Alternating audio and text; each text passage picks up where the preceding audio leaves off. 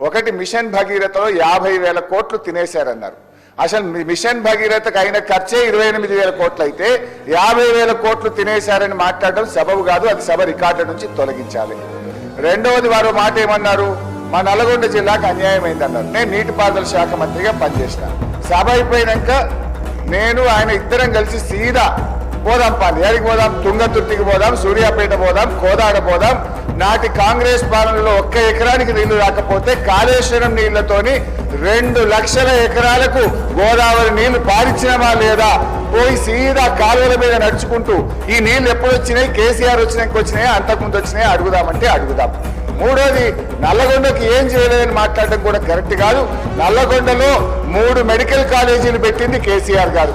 నల్లగొండ పట్టణంలో గతంలో మీరు మంత్రిగా ఉన్నప్పుడు ఎట్లా ఉంది, కేసీఆర్ గారు నల్లగొండ పట్టణాన్ని గత 5 ఏళ్లలో ఎంత అభివృద్ధి చేశారో